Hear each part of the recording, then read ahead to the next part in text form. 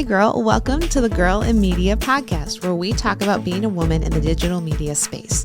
Whether you're an employee, entrepreneur, owner, independent contractor, side hustler, or just looking to learn a little bit more, I want you to come away informed, empowered, and encouraged to do more of what you love.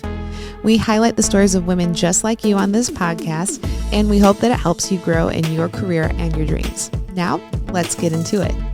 Welcome back to the Girl in Media podcast. I am here with a good friend of mine, Miss Christal Luster. You might know her from Tik Tok. You might not yet, but you should go look her up, see what you find. I have worked with her for years in a lot of different media fields. I met her as an artist. She sang on a project that I wrote and produced, and then she came back and worked with me on a couple of films. I've always been amazed by her professionalism, the amount of talent, and just like life that she brings to anything that she does.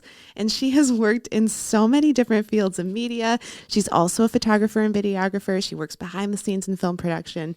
She's an online personality. Like, you do all the things, girls. So I'm so happy to have you here, and just share a little bit more about yourself for the people who may not know you. I am so excited to be here. Y'all, Ellie is just amazing. Has been since I met her. Well, before, obviously. I mean, she was like born that way.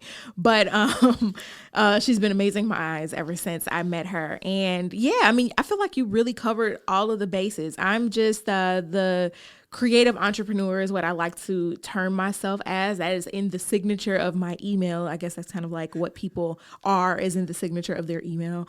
But I do all the creative things: sing, write, act. I don't dance, but you know, it just kind of depends on what kind of beverages I've been consuming, because then maybe I'm a little dancer, you know. I am a self-proclaimed comedian, apparently. That is happening.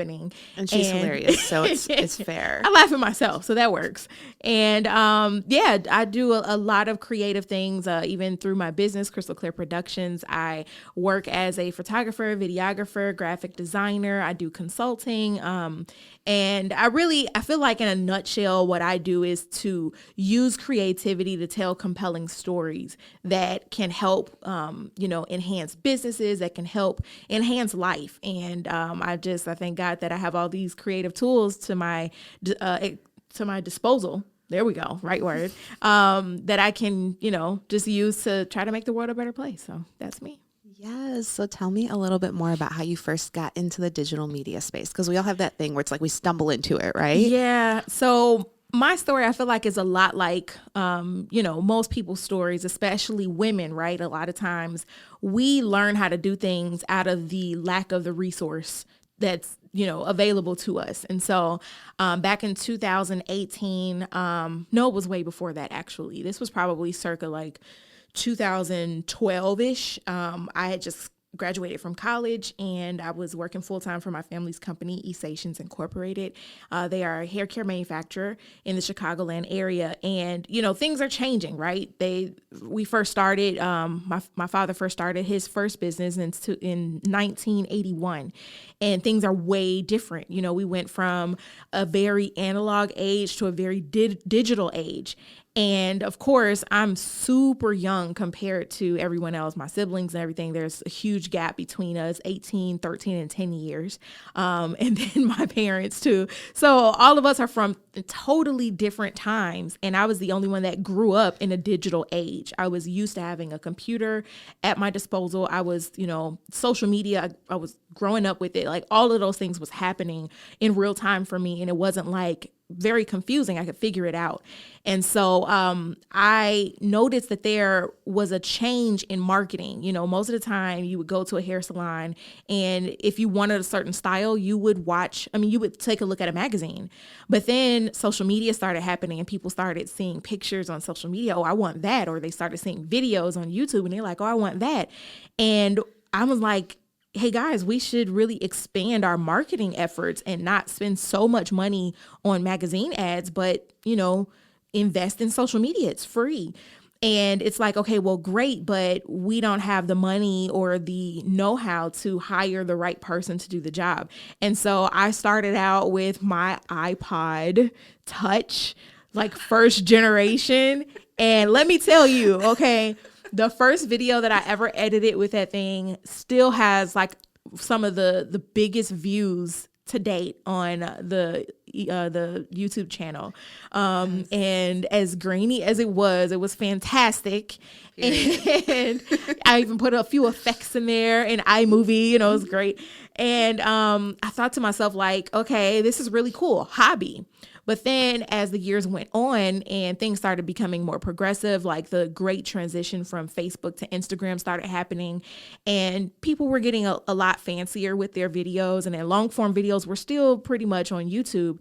And we had hired someone, and I like gave him my vision, and what he produced just wasn't it. And I'm like, how can I communicate effectively what I want, but within the budget that we have?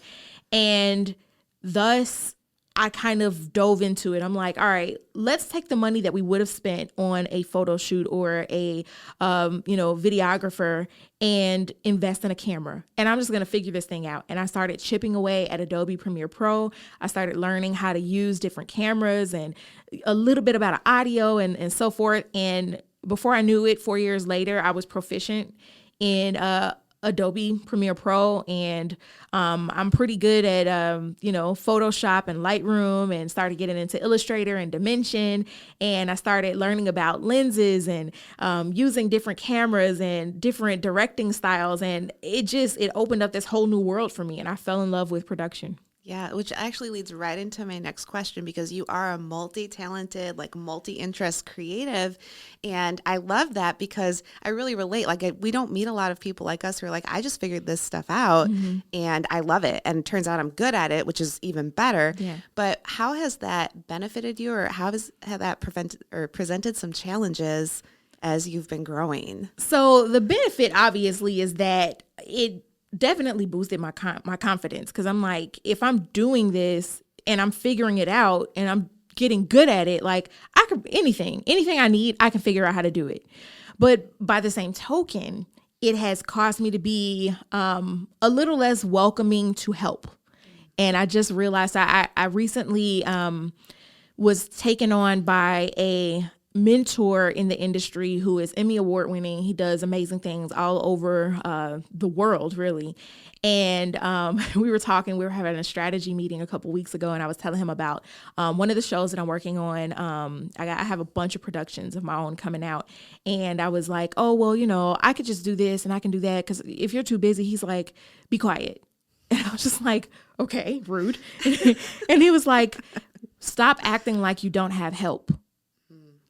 And it just really like hit me, because I've been so used to being self-sufficient. I don't even know what help looks like now, because in my mind, help comes with strings and I don't want strings, or help comes with, resources that I don't have. But it's like, now I have resources and I can use them, and I have to learn how to delegate. And so that's kind of like the double-edged sword. It's like, it caused me to be really resourceful, but then it also caused me to be too self-sufficient. And it's like, I can't have a team that way if I'm always trying to do everything. So I'm learning that other side of it. And I think that's such an important point, because especially I feel like being a woman in any digital media field is very isolating, because there are always strings. There's always like political pressures.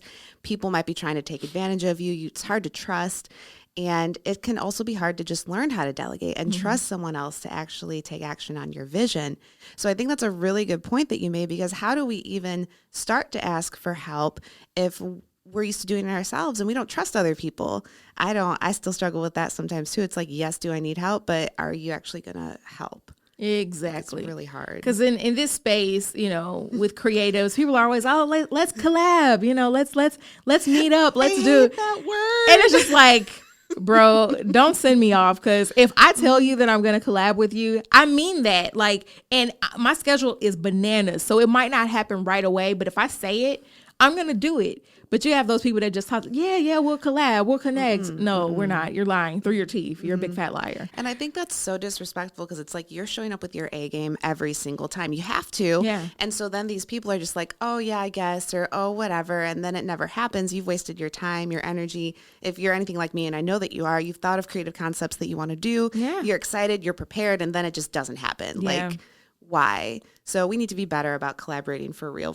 I agree, because we can't do it by ourselves. And, And the thing that I really hate, and I'm learning that now, right? As soon as you start like showing some growth, because people are all like, oh my gosh, you're blowing up, overnight sensation. I'm like, no, I've been doing this for 10 years. Literally. I have literally been grinding. Anybody who knows me, who's known me for a while, has known that I've been doing this for a long time. And so it's like, now that they're seeing the success, they're like, oh yeah, I want to collab. I'm like, man, I was reaching out to you like years ago and you kept playing me to the left. Okay, sure. I'll have my people call your people because we're keeping it genuine over here. Or the people who are like, oh, it'd be such a good, like, you need more promotion. It's going to be a great promotional value for you. No, we ain't doing nothing for free no more. People know what I have now. I don't need to do it for promotion anymore. I got promotion. I'm good. You missed that window. I'm sorry. Right. So I guess that we talked about this a little bit, but what do you think has been one of the most challenging aspects of growing your career? Because like you shared, you started helping with your family's hair care business and you're like their in-house person, but how did you like break out of that? I think that it was just giving myself the space to explore my creative mind. And I feel like anybody that is a creative, especially in a digital media space, we have so much access. And it's again, kind of that double-edged sword where it's like, there's a lot of creativity, but then there's also overstimulation because it's so saturated. I mean, you're getting hit with video after video after video after image after whatever, just animation, everything all the time. You remember like, way back in the day, I'm dating myself, where like at some point TV would go off and there would just be static noise except for like maybe a few channels. Like there was a time, kids, if you're listening, where TV was just done. It's like there's nothing else until the morning. You're asleep. You're asleep. We're asleep. We're done. Everybody's going to bed. It's just gray static because you should be asleep. Now there is just content all the time, 24/7. And it's every kind of content you could think of. Think 31 flavors times infinity and beyond. Okay, we're throwing in all just the nostalgia there. So I feel like the problem is that you have to try to like quiet it down enough, but still allow yourself the space to be inspired by it. And I just started allowing myself the freedom to dream. Well, what if this happens? Well, what if I did this? And what if I worked on that?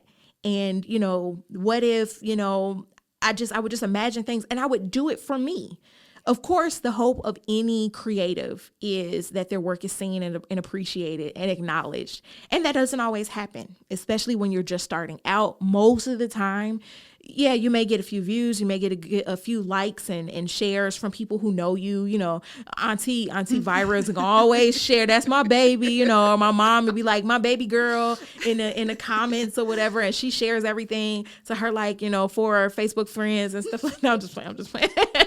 But just like, I appreciate it, you know what I'm saying? You just your 50 Facebook friends, all of them, they live, they about 80, but they appreciate it too. I thank you. But it's like doing it for that self-satisfaction of being a creative. And I'm always writing. I collect journals. I have journals that I haven't even written in yet, but I just love the idea of having something blank and being able to write something down. And it's worth something. And so I began to make space for that. And I started writing down ideas, putting together concepts, some stuff I never even went back to, but just the fact that I got it out there.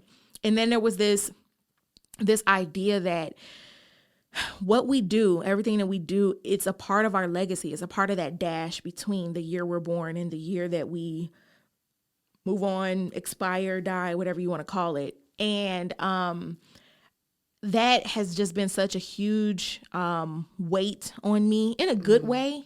I'm no stranger to grief. I tell anybody, like, I've experienced tremendous grief in my life, but it's made me embrace life more.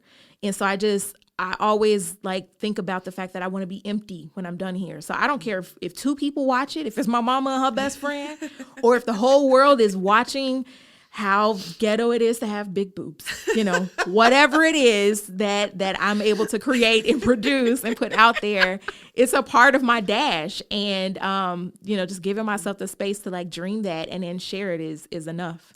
And I love how you brought up, I want to tie this back in because you mentioned one of the first videos you created for your family business still has the most views. Like, we never really know when content is actually going to take off, and it has its own life. So creating for yourself is so important because, okay, you're creating for yourself right now, but what about that person 5 years down the road who really needed it? Yeah. You just never know. You never know who's watching. And the way that digital media is so impactful. I mean, like other platforms are impactful as well, but digital media is like a living time capsule, you know? And it's like I can go and watch interviews from actors and actresses who are no longer here and just relive those moments. And it's not even just, you know, creatives in that art form. Just last night or night before last, I was rewatching a music video that I did for my song, You Never Fail. And I've only watched that video probably a handful of times because the beginning of it has a video of my sister who passed away 5 years ago.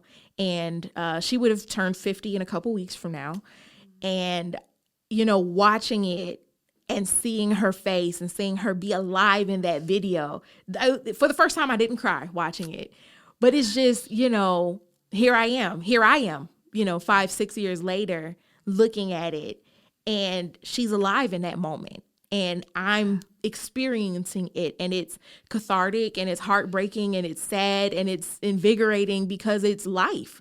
And it's life captured for me to see with my own eyes at whatever point in time I watch it. So yeah, I agree. And that's so valuable because like the people on the podcast know that my business partner passed away last year, and we had just started creating content on camera together because we're both behind the scenes people. Like, our faces don't need to be seen. And his family, honestly, has watched those videos. I can't even count how many times because it means so much to them to see him in that moment. So yeah, even those really important things that we don't think about, like, just do it. Just make the thing. Yeah. You never know in hindsight how much that's going to mean to you later. So I think that's such a good point. Can we move on, or do you have more that you're thinking about now that we've gotten sentimental? Well, just one note, because I would feel remiss, especially the first episode, and just literally sitting in a dream, thinking back to D and just his passion and his aspiration for this studio and for just media and creativity in general. He gave a lot of people some of their first opportunities in the, you know, Northwest Indiana area, and to just see his growth from, you know, when I first met you guys back at EOC to, you know, being on set and just seeing more and more things and just seeing the growth and his passion and tenacity, you know, it just makes me think about the fact that as creatives, like, we make a digital imprint, but we also leave a physical one as well. And that's why it's important, because it's an amplifier for what we're doing in the here and now, right in front of people that are around us. Yeah, absolutely. Yeah. That's so good. And I think that now you've touched on a passion of mine, because we just don't know what we are holding back from other people when we say no to ourselves. Yeah. Like, literally, you're your biggest obstacle. So if you were sitting there with all of your journals in front of you and you just said, I don't think that this is going to go anywhere, so you just don't do it. Like, you don't know who's missing out on that. Yeah. You don't know who else's dreams are going to be spurred on by you saying yes to yourself. So that's just, yeah, man, it's important.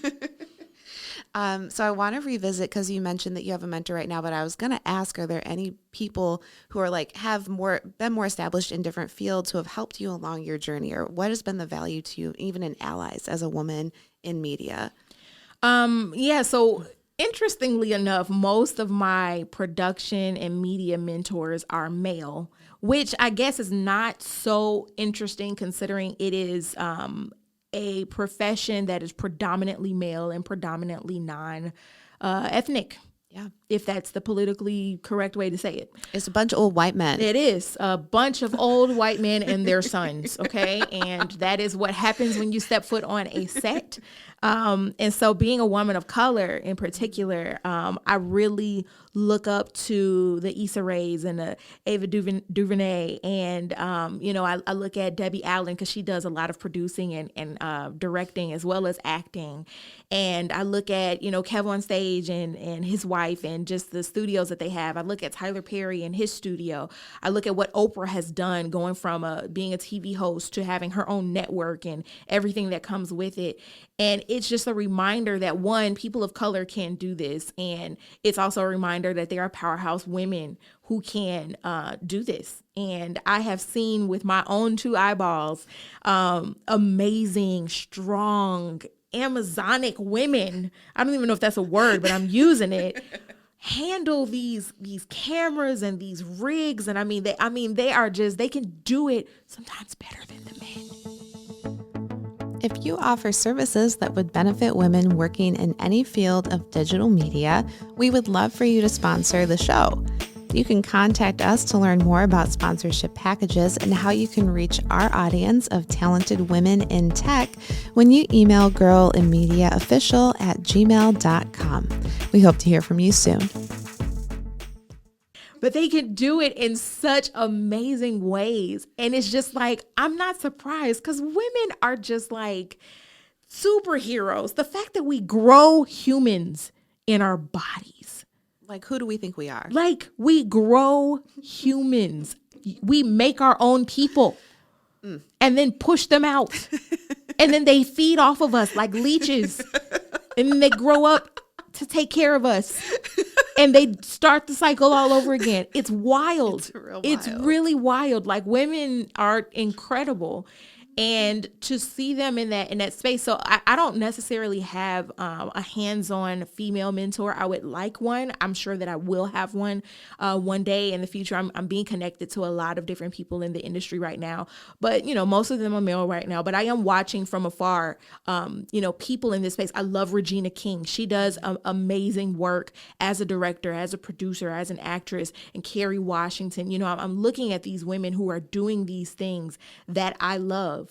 Even like Sandra Bullock has done a lot of things as a creative from in front of the camera and behind the scenes, because she does a lot of philanthropic work. And it just reminds me that there is space for us.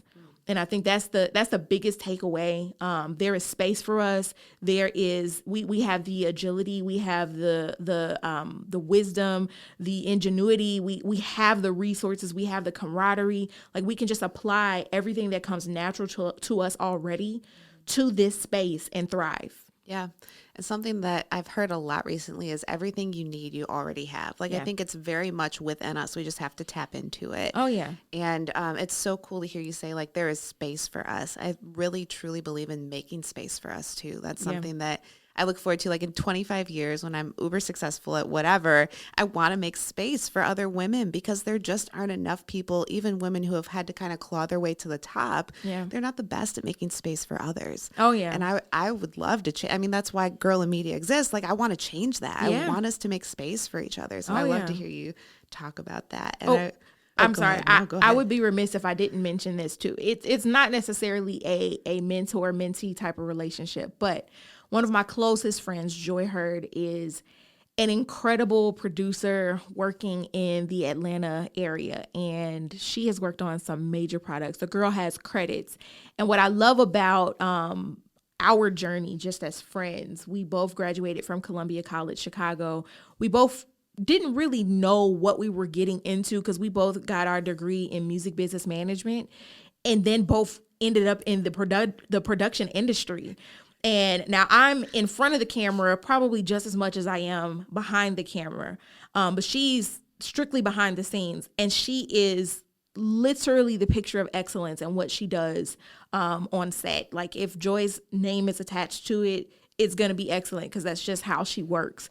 And so it's like, I look up to her as well, because just the way that she does things, she'll give me feedback. Like, if I send her a pitch deck, I'm like, oh, this is the pitch deck that I'm working on. Here's my treatment for this project, so forth. She's like, oh yeah, do this, do that. This looks great. That kind of thing. So, I mean, we're already making it happen for sure. Yeah. And then of course you got Ellie here, who's running the things over here and on the south side of Chicago, like, and just watching everything that you do is inspiring. I look at the social media and I see, I just love this space. If you guys have a chance and you're in the Chicago area, come by this space, because it's friggin' amazing, like, for real. Thank you. I appreciate that. I'm just getting started. I'm just trying to do something. We'll see where it goes. Oh, yeah. So I want to know, like, because we touched on it just a little bit. You made a joke about it, but genuinely, how has TikTok impacted your career trajectory? Woo, child, TikTok. TikTok is so funny to me. I remember the first TikTok video I ever posted was in 2020, and I couldn't get that doggone song. I think it was the TurboTax song. All people are tax people. I couldn't get that doggone song out of my head. And I remember I reposted it on my Instagram. And one of just in the story, because I was scared to post it on my page. So I'm like, that's stupid. Ain't nobody gonna like it. And one of my colleagues in the music industry, he was like, this is the type of stuff that you should be doing, like more of this. And for whatever reason, that resonated with me. And I was like, oh, well, maybe I should start doing more short form videos. And I kept going. And I mean, wasn't nobody really looking at my videos. I had like 40 followers, maybe. And I remember the first time I got a video that had views, had 1,100 views. Oh, I was hyped. And the video was of me. My husband was working in the backyard he was doing some yard work. I don't really do yard work. He was back there. And I was standing in the guest bedroom, or I guess the office, whatever, looking out the window. And he was maybe about 5 feet away from the window. And I was just staring at him. And I had the camera on him. Yeah. And so I had the camera on him, and I put the camera back on me, and I'm just staring like a creep.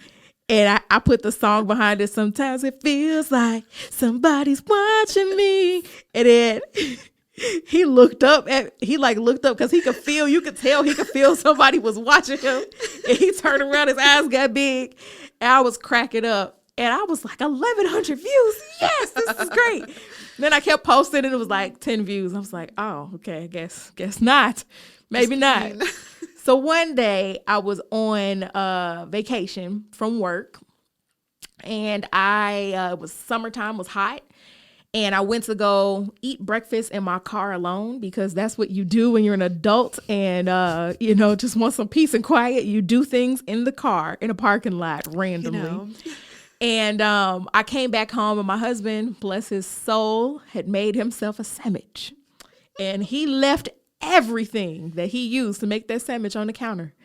And all I did was post a video of me walking into the kitchen and zooming in on everything that he left out. And then I cut back to myself, and my eye was twitching because I just couldn't understand how many times a woman has to explain to a man, pick up behind yourself.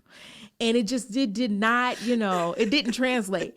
And for whatever reason, the women of the world flocked to that video. Because it's real life. It's real life. And that was the first time that I got tens of thousands of views. And then Tabitha Brown commented, and she said, oh, how I can relate.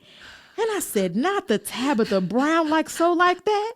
Because, that's your business. You decided to comment. And that was the moment that I knew. Content has made a transition from the elusive what could be to what it actually is. Every video that I've had that has gone viral, I have not had on a stitch of makeup. My hair has been all over the place. It clicked in that moment. I was thinking to myself, like, wow, this is really not about perfection, right? We moved from this image of everything was packaged on television, or even after television, when like Instagram started coming up, the accounts that had really big followings were the one that had those professional crisp videos and crisp photos, and it was all about the packaging, and they hired somebody to do it. But what TikTok in the pandemic brought everybody home in their pajamas and in their bonnets and with crust in their eyes and food on their fingertips and whatever. And it made it like, come as you are. And what I tell my clients a lot of the time when I'm doing any type of brand consulting, especially when it comes to how to use social media to really elevate your brand, there used to be this idea that it was quality over quantity. Now they're kind of neck and neck. Still have good quality, but consistency is the name of the game. If you take a month to produce a quality video and you post once a month, you are missing out. You could see a trend today that's gone tomorrow, but you've perfected it. It's beautiful. It's gorgeous, but nobody cares because it's over.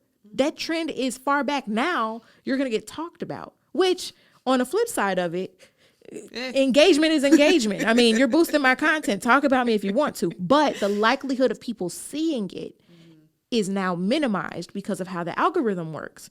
The algorithm, obviously, they want to boost up stuff that people like, which is why most of the time when you're strolling on For You page or Explore page, it's something that's been viewed a lot, like 85% of the time.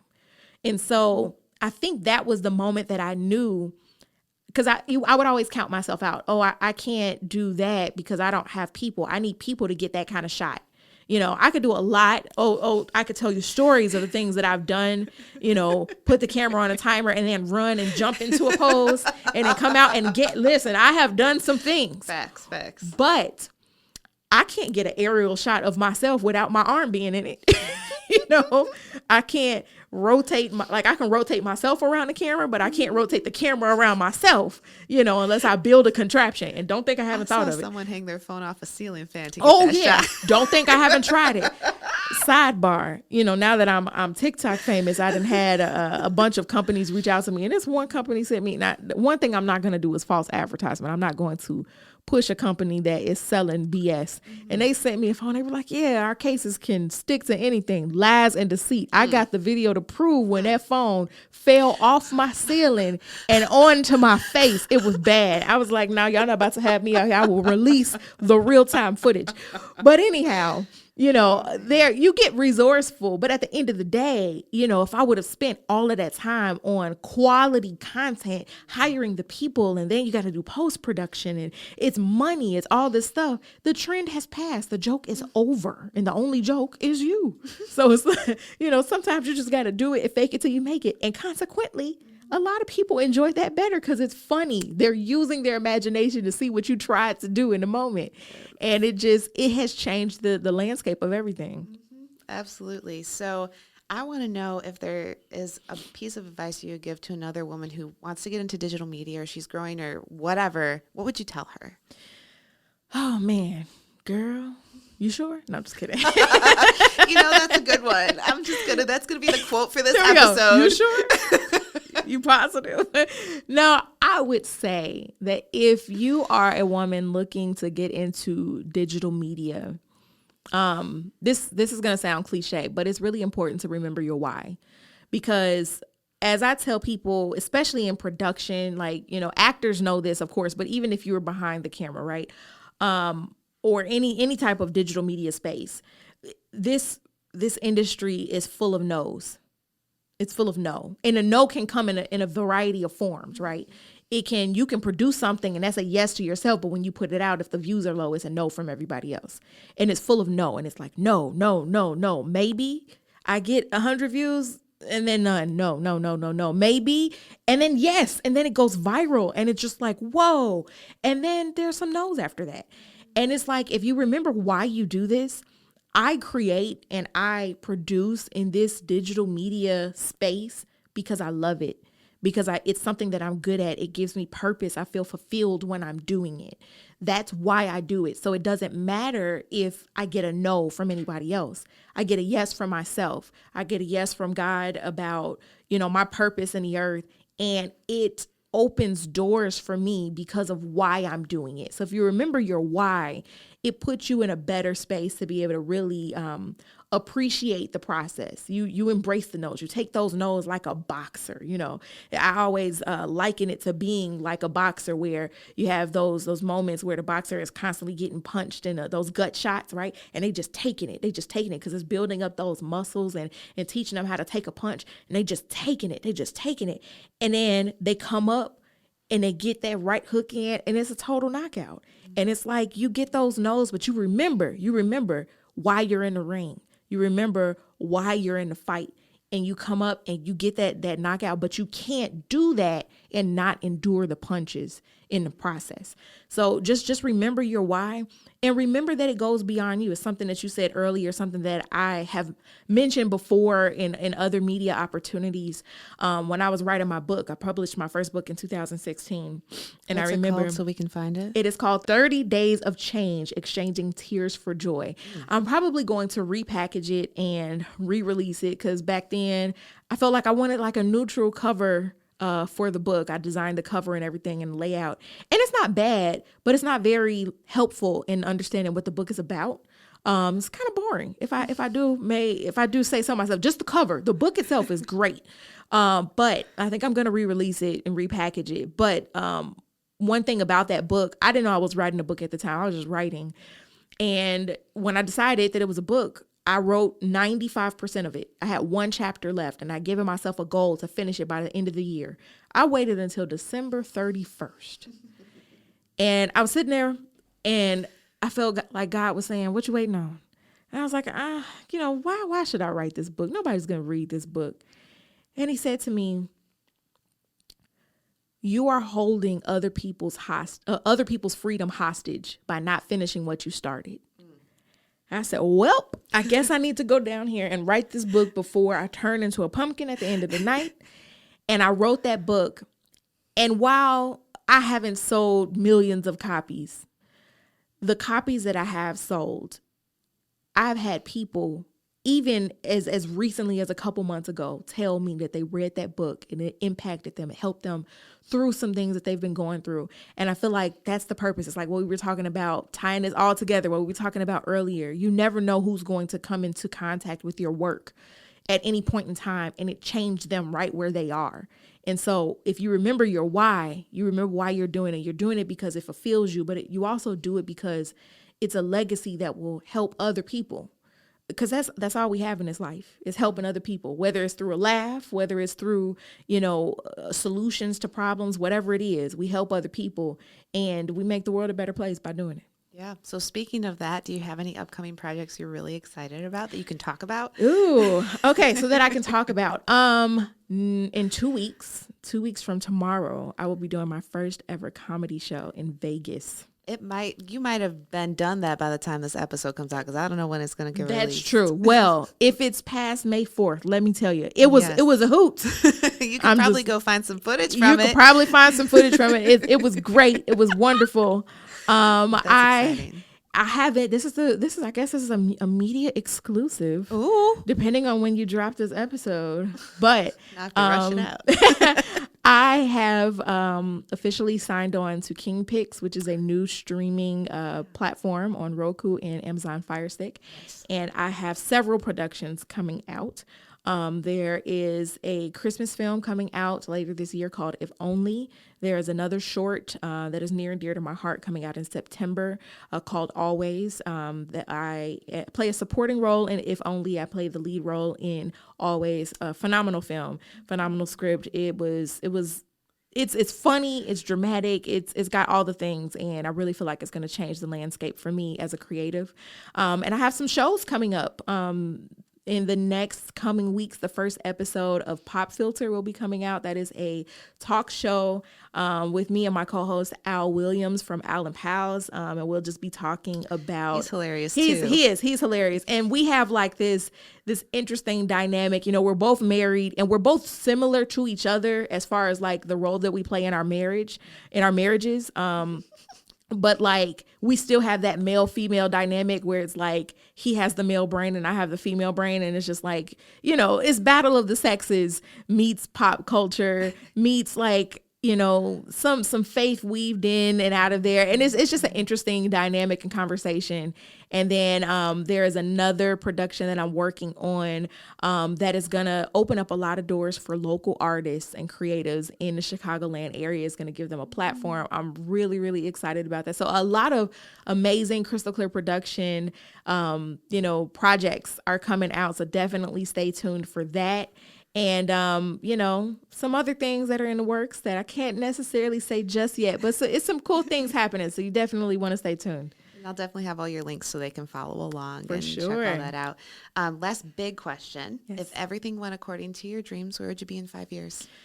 Ooh, 5 years. Let me see. In 5 years, I definitely need to be a mom because we closing up shop at some time. Because, child, ain't nobody trying to be having no kids at 40. Shout out to my mama who did it because she pushed me out a few weeks before she turned 40. And if the roles had been reversed, I'd have been like, do we really need another? I don't know about that. God, please don't put me in that situation. I'm just saying. So I'll probably be a mom to some little rascal kids. And Crystal Clear Productions will have an official studio location. If everything went according to plan, there would be a beautiful space that everybody can create in. But then it would also be a resource, right, for other creatives.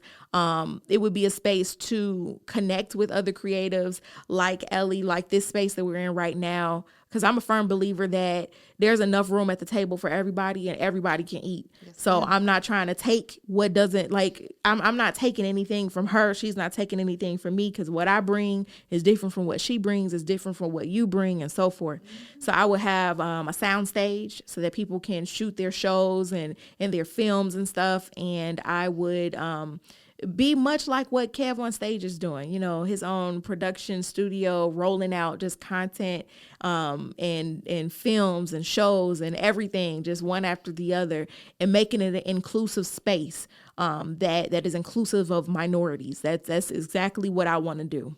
I love it. Very cool. Okay, just a few fun questions, rapid fire to close up the episode. Do you listen to podcasts? And if so, what's the last one you listened to? Ooh, I do listen to podcasts, not super often as I would like because my attention span is short. So I'm the same way, and here we are on a podcast. Here we are. I'm gonna listen to this one. Same. I can't think of the last the title of the last one that I listened to. I'll come back. I can't think of it. No worries. We already talked about that one, so I'll skip it. What's a song you have on replay right now? Okay, this is gonna be a little weird. So I saw this video on TikTok, right? And it brought up memories, my nostalgic 90s memories. So Take Me There by Maya and Blackstreet took me there. It really did. And it's been on repeat all day because it brought me back to a simpler time. So that's where we at. I love it. Okay, pizza or tacos? Tacos all day long. Talk about it, please. What's a movie that you'll remember forever? Remember the Titans. And not just because it has the word remember in it, but just an impactful film. Just everything that I am as a person, I feel like is summed up in that movie. Just, yeah. Love that. What's your favorite beverage? This is going to sound really strange too. It's either sparkling water or pineapple jarrito. Oh, those are good options. Those are good options, but it's a good day if I can have either one of those. Yes. What's the last book you read? The Bible. Facts. You know what? We're just going to be real here. I just finished Judges, and woo, child, it was ghetto. Yeah, that is a lot. It was a lot. What's the very last project you worked on before you came here? I worked on a intro video for my clients that are launching Fields Creative Studios. What's your proudest achievement to date? Ooh, I would have to say buying a house. Oh, that is a big one. You know, I think as achievements go, I mean, obviously there are things in my life that I'm proud of, but as achievement goes, having a piece of land with my name on it is huge. That one's for the ancestors for sure. I appreciate that. So tell people where they can find you. Everything is at Christal Luster. That's Christ A.L. Luster. It's the shiniest name that you'll ever see. I am a crystal that lusters, not a crystal that lusts. Unless, no, I'm just kidding. We won't go there. You know, my celebrity crushes know who they are. But anyway, no, anything at Christal Luster, and then my website is christalluster.com, so I can be reached at all those places. Amazing. Thank you so much for coming on to Girl in Media, sharing your heart, sharing your experiences. It was a joy to have you. Thank you for having me, and I can't wait to come back for some updates. Yes, ma'am. The Girl in Media podcast is recorded at D3T Media Suites, located just about 25 minutes south from the heart of Chicago. With a full-service creative studio for rent, Photographers and videographers can create corporate videos and headshots here. Musicians can record with a live band, vocalist, or all on their own with a producer. You can meet here in our office space or, of course, record your podcast in our podcast studios. If you're a creative entrepreneur, side hustler, influencer, or just have some content that you want to get done, we'd love to see you at the professional studio spaces at D3T Media Suites to create your content. You can contact us when you visit www.d3tmediasuites.com.